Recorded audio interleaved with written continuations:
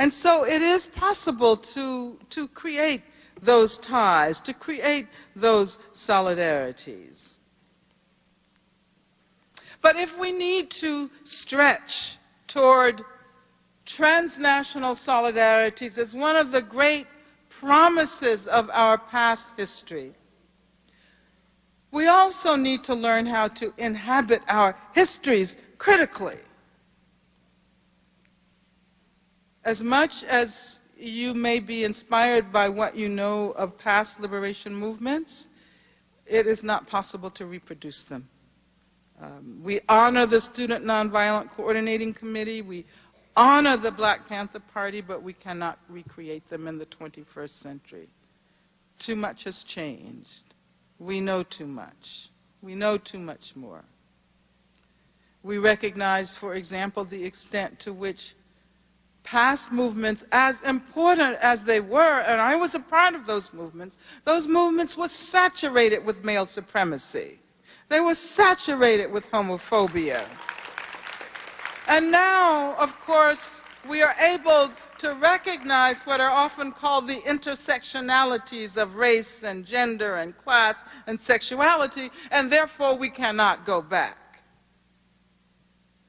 So if you would like to look to an elder for guidance, look toward Coretta Scott King.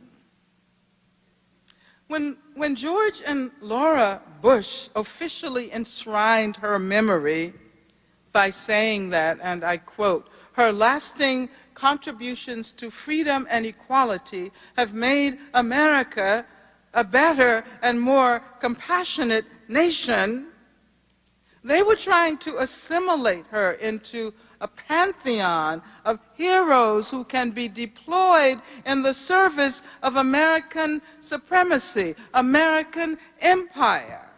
And so I wonder how the Bushes would categorize Coretta Scott King's efforts to combat homophobia, especially in black communities. They would never acknowledge the fact of her presence at numerous gatherings of support for gay, lesbian, bisexual, transgender rights.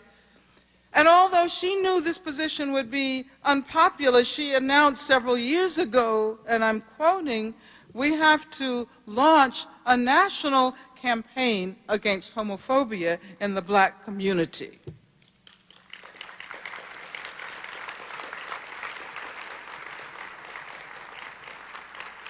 And so I urge you to think deeply about the contributions of people like Coretta Scott King, Rosa Parks. Their stories should not be so easily assimilated into a narrative about the successful achievement of democracy in America, because we are further away from democracy than we have ever been.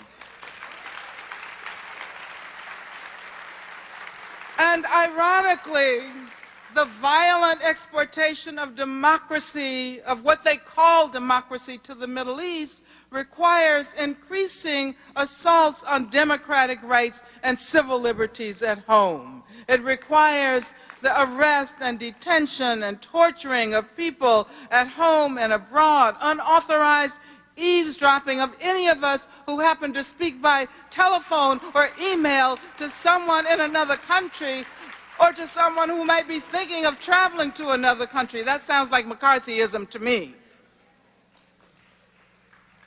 And McCarthyism, of course, is an unresolved moment in African American history. Ask W.E.B. Du Bois, ask Claudia Jones, ask Paul Robeson, ask Charlene Mitchell, who was the first woman, the first African American woman to run for the office of president on the Communist Party ticket in 1968. And who went underground when she was 20 years old, fleeing the effects of McCarthyism.